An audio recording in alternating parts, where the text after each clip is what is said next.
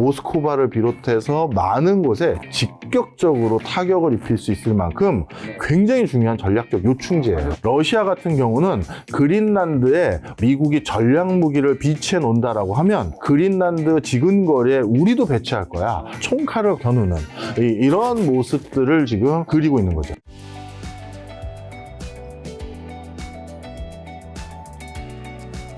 경제계 이제 만물 박사 또 교수님 모시고 오늘 또 재밌는 이야기 듣고 네. 또 올해가 근데 또 끝나가는 12월이잖아요. 아, 그래서 그렇죠. 주식과 부동산 한번 올해 점검이 내년 시장도 한번 전망하는 시간 좀 가져볼까 하는데 첫 번째 주제 이제 그린란드로 가져가 보려고 해요. 네. 일단 지금 과거와 달라진 이제 국제사회의 흐름이 있잖아요. 네. 미국과 중국 중심의 기존 질서가 좀 무너질 수밖에 없는 이유랑 더 이상 뭐 압도적인 1위 국가가 없을 수밖에 없는 이유가 있다고요? 네, 여러 가지 이유가 있는데요. 이제는 많은 국가들이 기존에 가지고 있었던 패권 자체를 놓치기 시작했습니다. 요즘 들어서 제가 굉장히 걱정을 많이 하고 있는 건데요. 이제 기존 질서가 무너지고 있고 압도적 1위 국가가 없어졌다라는 말을 반증할 수 있는 게 저 같은 그냥 가끔 이렇게 매체에 출연하는 학자들 같은 경우는 우리가 얘기한 게 다 흔적에 남잖아요. 그잖아요. 그렇죠. 그런데 제가 한 2년 전쯤인가 1년 반쯤 전쯤에 KBS 쌤과 함께 나가서 이게 이 추세대로 계속 잘못 가다가는 전 세계 여기저기에서 내전, 쿠데타, 전쟁이 일어날 것 같다. 이렇게 이런 얘기를 해드린 적이 있었거든요. 근데 실제 그 뒤로 러시아, 우크라이나 전쟁이나 뭐 이스라엘, 팔레스타인 전쟁 등이 일어났는데, 근데 요즘은 제가 또 한 가지 전망을 더 하는 게 있는데요. 뭐죠? 이거 자칫 잘못하다가 진짜 큰 전쟁이 일어날 수도 있겠다. 걱정이 돼요. 어디요? 그게 왜 그러냐면 바로 미국이 핵을 관리했던 통제력을 슬슬 실기하기 시작했어요. 잃어버리기 시작했다는 거죠. 예, 미국은 전 세계적으로 기존의 우주 발사체 기술, 그러니까 원거리 미사일을 날릴 수 있는 기술을 개발한 국가라든가 핵을 융합하거나 핵과 관련된 설비를 구축할 수 있는 국가들을 철저히 통제해 왔었습니다. 그런데 지금은 그 댐이 무너진 것 같아요. 대표적으로 북한 같은 경우도 정찰 위성이라든가 대륙간 탄도 미사일을 계속 연일 실험함에도 불구하고 여기에 대해서 특별한 제재도 못 가하고 있고요. 그 다음에 이란 같은 경우도 미국과 경제 봉쇄, 경제 제재를 푸는 과정에서 본인들이 희망하는 것들에 대한 여러 가지 요구사항을 제시했는데 그 요구사항들 중에 뭐가 있냐면 우리는 미사일 실험 계속 해야 될 거고 우리가 에너지 안보 문제 때문에 핵융합 시설과 관련된 R&D를 계속하겠다. 이런 발언들을 계속 해왔어요. 그 얘기는 달리 말하면 이란도 아차 싶으면 우리가 이 두 기술 조합 잘하면 바로 핵미사일을 개발할 수 있는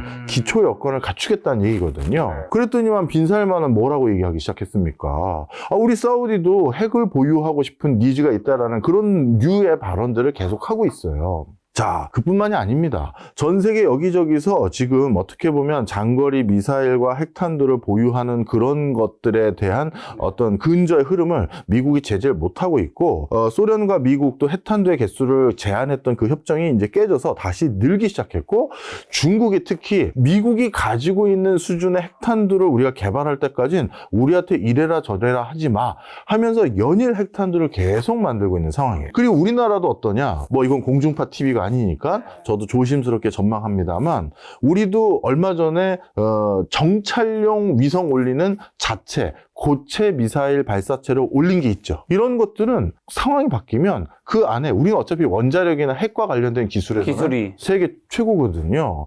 이러한 기술들 어떤 뭐 상황이 급변하면 언제든지 전용해서 우리도 상당한 수준의 핵무장을 할 수 있는 역량은 있어요. 지금은 없지만 바로 지금 댐이 무너진 거예요.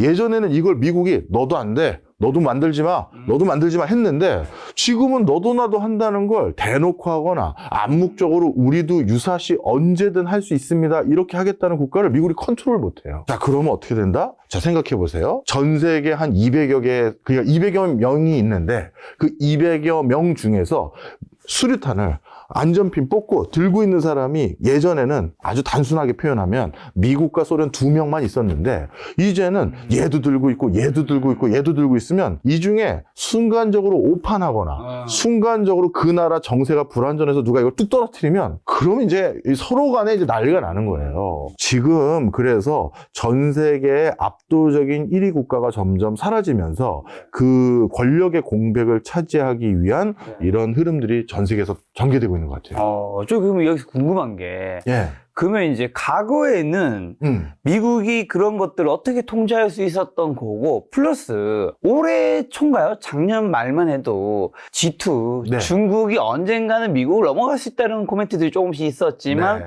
올해 하반기부터는 이제 중국은 향후 몇십 년간 미국 못 따라간다. 그 말은 미국의 권력이 여전히 유효하다는 건데 네. 그 통제력을 왜 더 잃고 있다는 의미인 건지. 네, 설명을 좀 드리겠습니다. 네. 과거에 미국이 전 세계 국가들에게 나름대로 이렇게 교통 정리를 할 수 있는 야경 국가, 경찰 국가 역할을 할 수 있었던 건 룰을 세팅하는 사람이 미국이었기 때문이에요.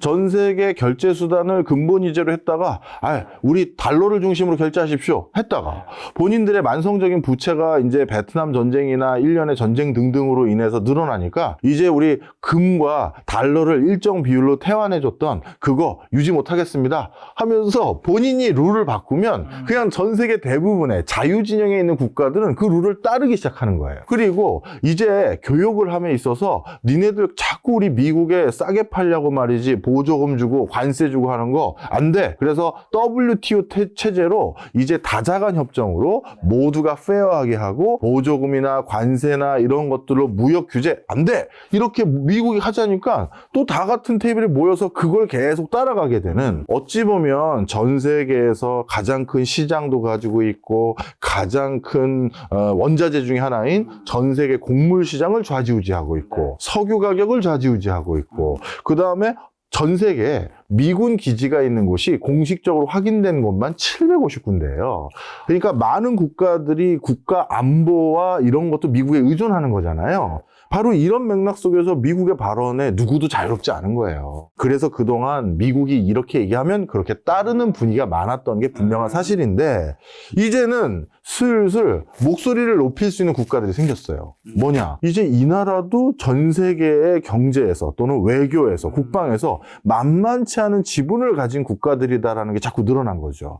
대표적으로 중남미 국가의 종주국 역할을 하는 브라질도 자원 강국이자 경제적인 규모감에서도 많은 비중을 차지하다 보니까 브라질 아주 무시할 수 없고, 그 다음에 중국과 그 다음에 일본과 인도도 있고, 유럽 같은 경우는 각각의 국가를 그동안 각계격파했던 게 미국의 전략 전술인데 얘네들이 갑자기 EU로 다 모이니까 이제 또 큰 목소리를 내는 거잖아요. 그리고 앞으로 가장 미래지향적인 국가들이 모여져 있는 아세안, 이런 데들도 암묵적으로 배려를 해야 되고, 그러니 점점 국제적인 룰을 세팅할 때 미국이 암묵적 또는 명시적으로 동의를 받아야 될 국가가 늘어나기 시작해요. 그게 어디서 확인되냐 하면, 예전에는 UN 상임 이사국들만 논의했던 게 G7으로 확대됐고 G9으로 확대됐다가 G11이 되고 또 G20가 됐죠. 이런 것들이 바로 이제 얘네들까지는 다 합의 봤다라고 해야지만 국제적인 룰이 됐다라는 게, 그만큼 같이 의견 조율해야 될 대상이 늘어난 거죠. 이 숫자가 늘어나는 거를 그런 식으로 또 받아들여요. 그럼요. 이제 그 나라가 동의 안 했다라고 했을 땐 전 세계가 다 합의 본 거라고 말할 수 없는 상황이 된 국가들이 늘어난 거예요. 저는 그냥 더 많은 국가들이 이제 회의하니까 더 좋아지는 쪽만 생각했는데 그런 의미가 아닐 수 있군요. 네. 자, 그럼 새로운 패권 전쟁의 무대로 지금 어디가 언급되는 거죠? 당연히 중국이 언급은 되고 있습니다. 어찌 보면 미국의 패권에 도전할 수 있는 잠정적인 가장 큰 후보국으로 중국을 뺄 수가 없겠죠. 근데 최근 들어서 이제 중국이 과연 그렇게 패권 국가에 도전을 할 수 있는 수준이 되느냐라는 그런 여러 갑론을박은 있습니다만, 그럼에도 불구하고 중국이라는 나라가 가지고 있는 전 세계에서의 일정 부분의 비중, 이런 것들을 전혀 무시할 수가 없기 때문에 중국은 패권 국가로서의 충분히 도전자로서, 잠정적인 후보자로서 많은 요소를 가지고 있다고 보여지고 있고요. 그러다 보니까 지금 전 세계 곳곳에서 일어나는 여러 일들이 중국과 미국의 패권 전쟁 속에서 해석되는 것들이 많아요. 대표적으로 하나 말씀드리면, 패권 여쭤보셨으니까, 사실 좀 전에 제가 국제적인 룰을 세팅한 게 미국이라고 말씀드렸잖아요. 그 미국이, 저는 경제 전문가니까 외교 통상 부분에서 그동안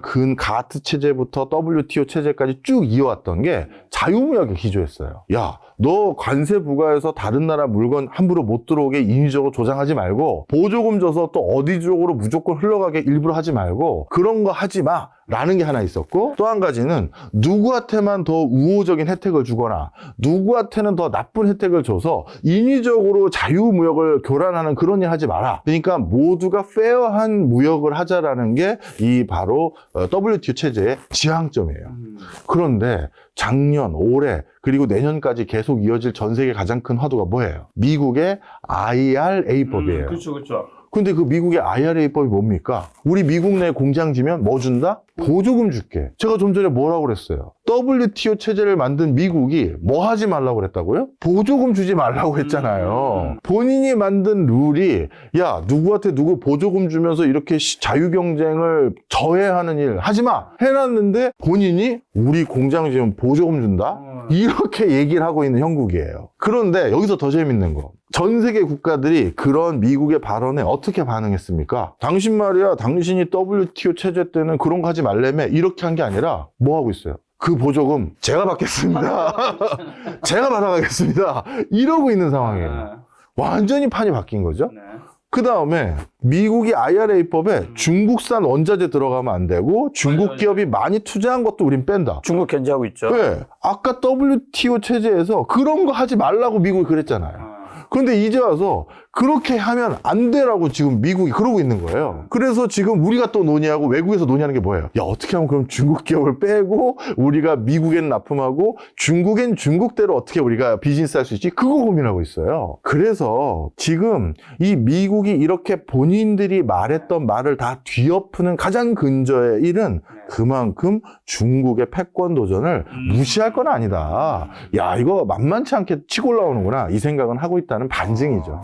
그럼 중국 외에 또 뭐 패권 전쟁의 무대로 그린란드가 언급된다고요? 아, 예. 이건 어떤 의미예요? 네, 이거는 그린란드 자체가 패권을 도전하는 국가가 아니라요. 패권 국가가 되기 위해서 갖춰야 될 몇 가지 요소들이 있습니다. 그 요소들 중에서 하나를 갖추기 위해선 그린란드를 누가 점유하느냐가 굉장히 중요한 관건이 되기 때문인데요. 어떤 거냐면 바로 역외, 그러니까 자기 나라 바깥에 얼마나 많은 군사 기지를 가지고 있느냐가 굉장히 중요한 패권 국가로서의 지위를 유지할 수 있는 교두보예요. 아까 저 미군 기지가 한 750군데인 적이 있었다고 하셨고. 예, 맞습니다. 자, 그럼 어떤 일이 생기냐면 자국 상선이 어딘가에 납포되거나 아니면 미국이 어느 국가와 전쟁을 한다고 했었을 때 태평양 한복판에, 인도양 한복판에, 대서양 한복판에서 전쟁을 할 수가 있잖아요. 그러면 비행기가 가든지 군함이 가야 되는데 가는 과정에 기름 다 떨어져요. 다 떨어지죠. 네. 그러면 전초 기지들이 필요한 거죠. 그렇죠. 작전 수행 능력을 길게 하고 다양하게 하고 자주 하려면 인근에 군사 기지와 군항, 군사 공항 이런 게 있어야 되는 거예요. 그걸 전 세계에서 제일 많이 가지고 있는 게 지금은 미국이죠. 그런데 그게 아무데나 그런 데 놓는 게 아니라 전략적 요충지에다가 놔야 돼요. 자, 지금 이걸 시청하고 있는 우리 김 작가 TV를 시청하고 김 박사요? 죄송합니다. 오늘 회의를 하다가 또 오늘 정신이 없어가지고 김 작가 TV를 시청하시는 분들이 인터넷 한쪽 켠에 지구본 치시면 돼요.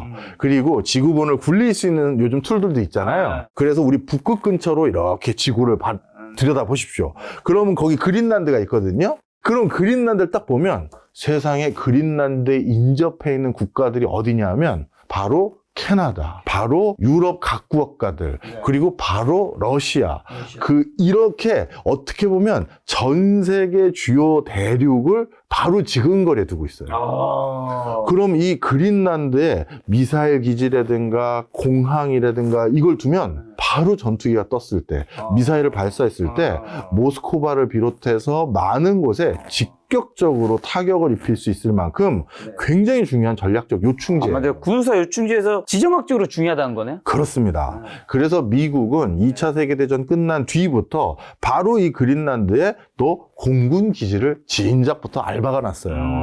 그래서 미국은 이미 여기에 공군 기지가 있는데 이제 북극해 사업에 가장 관심이 많은 중국이 그린란드 경제가 약간 취약했을 때 그린란드 정부에다가 뭘 제시했냐면 우리가 우리가 너희들 내수 경제 지금 안 좋으니 공항도 좀 지어주고 우리가 니네 물자나 여러 도움을 많이 주겠다 하면서 그린란드에 본인들이 중국이 공항을 짓게 해달라고 그린란드 자치 정부에다가 요청을 합니다. 근데 이게 덴마크가 지금 그린란드를 실질적으로 점령하고 있거든요. 자치령으로 이게 자치구로 두고 있는 거예요. 실제 외교권이나 이런 많은 권한들은 덴마크가 가지고 있습니다. 덴마크가 일단 안 돼. 그리고 미국도 야, 니네 그린란드 그리고 덴마크 절대 그러면 안 돼 하면서 막았는데 중국 입장에서는 여기에 이렇게 많은 관심을 보이는 이유가 전략적 요충지이기 때문이고요. 이미 그린란드에 많은 사업권이라든가 실제 비즈니스는 중국계 기업이나 중국인들을 기반으로 돌아가고 있는 게 상당히 많이 있어요. 이렇게 경제적으로 먼저 예속시켜 놓고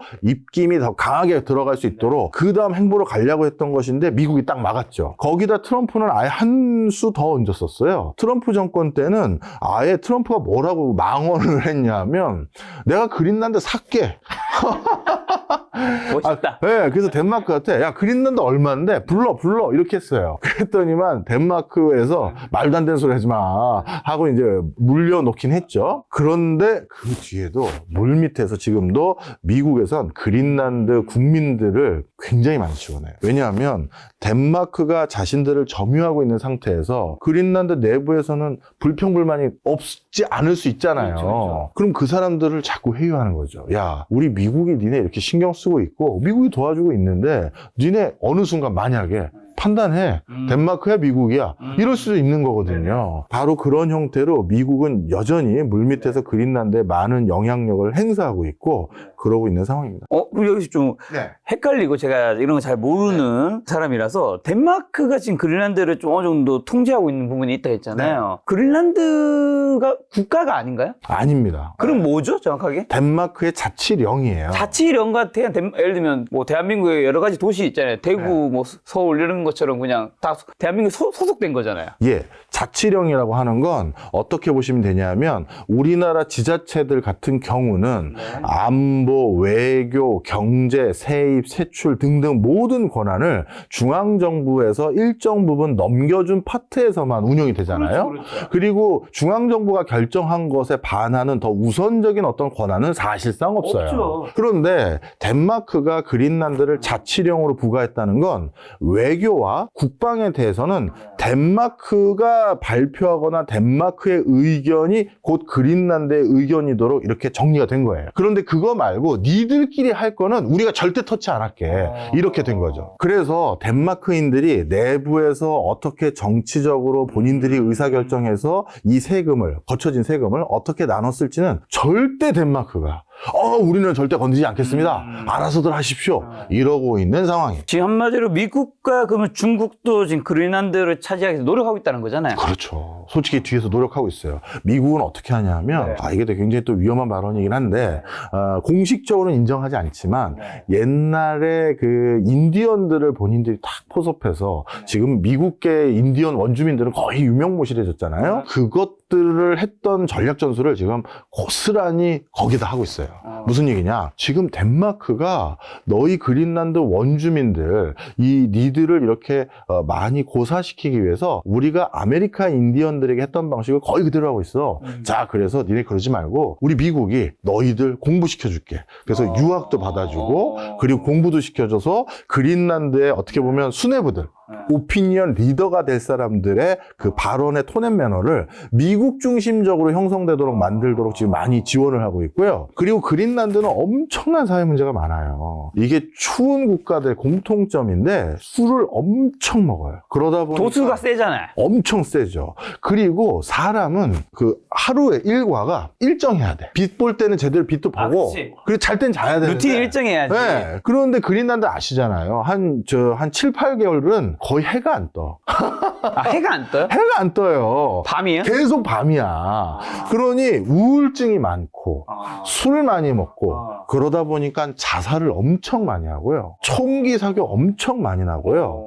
그리고 성과 관련된 범죄가 엄청 세요. 많겠죠. 아무래도 밤이 뭐 6개월 동안 계속. 그렇죠. 특히 가정폭력 범죄가 아주 극성이고요. 아버지나 이런 오빠가 여동생을 그런 그 나쁜 일을 하는 그런 비율도 전 세계에서 압도적으로 높아요. 그러다 보니까 이 나라가 이런 기본적인 사회적인 체계 이거를 잡기 위해서 오랫동안 덴마크 정부도 그린란드 정부도 많이 관여를 해와서 지금 많이 괜찮아지긴 했습니다만 아직까지 완벽하다고 볼 수는 없어요. 근데 여기에 러시아도 좀 주목하고 있나요? 네, 러시아 같은 경우는 그린란드에 무언가 미국이 전략 무기를 비치해 놓는다라고 하면 그린란드 지근거리에 우리도 배치할 거야 라고 하면서 서로 어떻게 보면 총칼을 겨누는 이런 모습들을 지금 그리고 있는 거죠. 네. 그린란드 이 북극해 항로가 열리면 경제적으로 어떤 파급 효과가 있는 거죠? 예, 이것도 되게 중요한 건데요. 지금 한국이랑 일본이나 아니면 중국에서 전 세계 그 제조업의 한 근 50% 좀 안 되는 어떤 제조 공장을 역할을 하고 있는 한중일.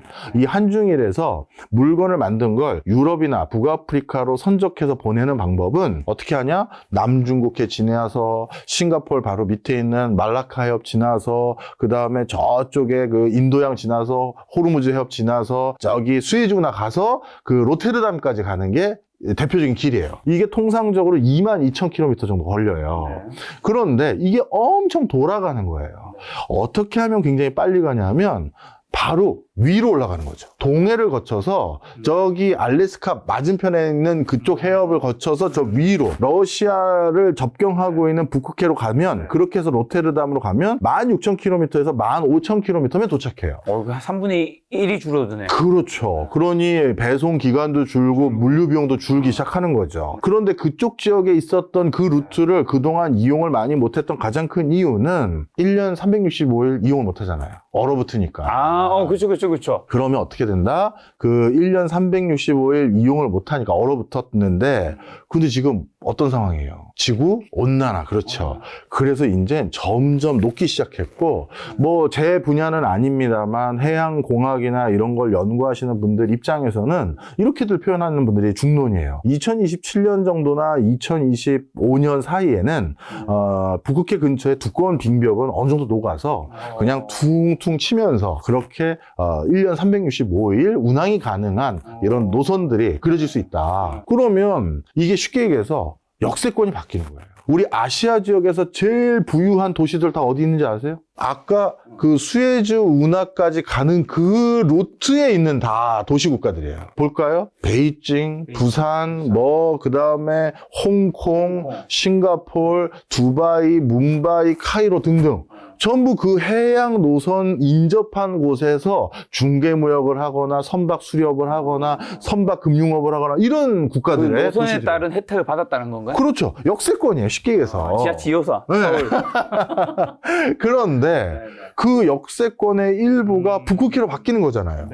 그러면 당연히 돈의 흐름과 물류의 흐름이 그 위로 가면 이게 전 세계 판도를 많이 바꾸는 거죠. 그럼 그렇게 했을 때 역세권 혜택 받는 데는 어디가 되는 거죠? 가장 많은 혜택을 받는 국가는 사실은 러시아일 수밖에 없어요. 러시아. 네, 북극 항로가 녹았을 때 상당 부분의 루트가 러시아 영해로 분류되는 곳을 꼭 지나가야 되거든요. 그러면 그 중간에 여러 인프라망, 항만 인프라 이런 걸 조성해서 큰 혜택을 볼 수 있는 건 러시아입니다. 그래서 러시아가 거기에 대해서 지금 가장 큰 수혜를 볼 수 있는 국가라고 볼 수가 있고요. 그 다음에 러시아 말고 그 다음 수혜를 볼 수 있는 가장 큰 국가는 한국이에요. 한국이요? 예.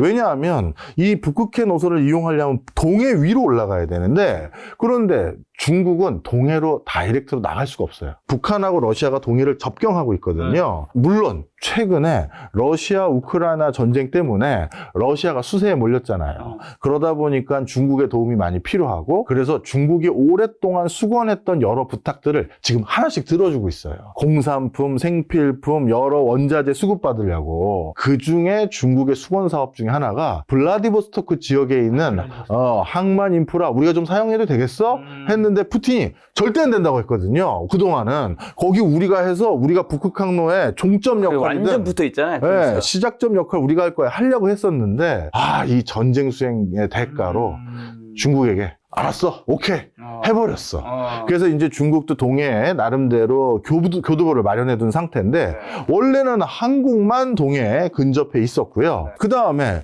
일본은 동해를 바탕으로 한 북극해 항로 사업에 이렇게 러시아와 적극적일 수가 없었어요. 왜냐하면 그 쿠릴 열도라는 부분이 러시아와 일본이 영토 분쟁을 하고 있는 지역인데 영토 분쟁을 근처에서 하고 있는 나라와 무슨 경제 협력을 합니까? 우리로 따지면 일본이 와가지고 독도 경제 협력 하실래요 했을 때 그걸 누가 하겠어요? 아무도 안 하죠. 그럼 그래서 한국이 가장 큰 수혜가 되지 않을까라는 진단을 한국 학자들만 하는 게 아니에요. 유럽의 이런 물류유통과 관련된 연구를 하는 학자들도 비슷한 톤의 면을 많이 가지고 있었어요. 지난번에 출연해서 교수님 영상 네. 썸네일 잘 나왔던 게 한국이 떼돈 벌고 했다는데 여기도 박을 수 있겠네. 그걸 또 아니 근데 그러면 한국도 북후에 관련해서 진행 중인 개발이나 사업 뭐 이런 거 있긴 한가요? 너무 많았죠. 원래는 대표적으로 러시아가 적극적으로 러브콜을 했던 게 많았어요.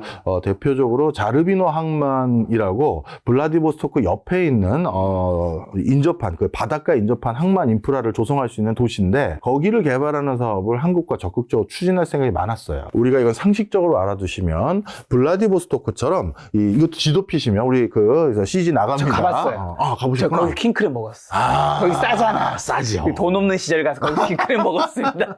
맛있잖아요. 맛있었어요. 네. 우리나라 킹크랩도 다 거기서 많이 먹어요. 맞아요. 거기서 많이 오죠. 그 킹크랩 생산하는 거기가 보면 반도형으로 블라디보스토크를 이렇게 삐죽 삐져나와 있어요. 이렇게 반도형으로 삐죽 삐져나와 있는 항만 도시들은 대부분 옛날에 역사가 유수한 항만 도시들인 경우가 많아요. 왜냐하면 이렇게 해변가를 삐죽 삐져나와야 삼면이 바다고 그러니 어장이 풍부하겠죠.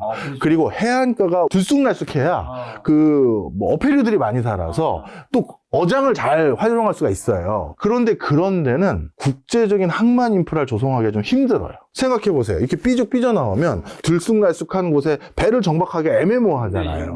그리고 더 중요한 건 배에서 물건을 내리면 그걸 바로 열차로 이어야 되는데 이렇게 반도형으로 삐죽 삐져나온 데는 열차 각이 잘 나옵니까? 안 나옵니까? 안 나와요. 그래서 앞으로 이제 본격적으로 100년 동안 새로 생길 북극해 항로를 원활하게 이용할 인프라를 자르비노다는 블라디보스토크에서 좀 더 우리나라 쪽으로 왼쪽으로 당겨진 그곳에서 육성을 하려고 했는데 거기는 블라디보스토크랑 전 반대로 생겼어요. 움푹 들어가 있죠. 들어가 있으니까 파킹을 하기가 쉽죠. 그렇죠. 네.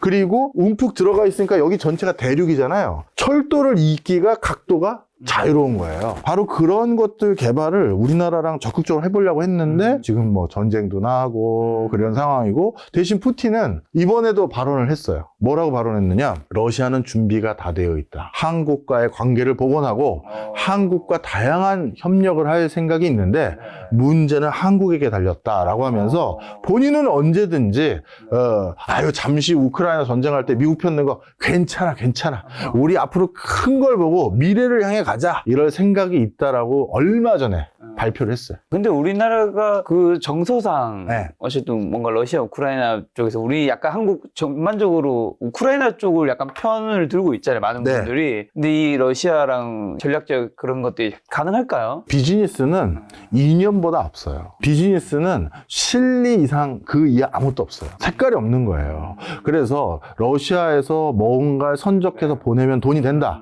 거기서 싸웠을 때 더 싸게 살 수 있다. 그러면 하는 거예요. 냉정하군요. 네.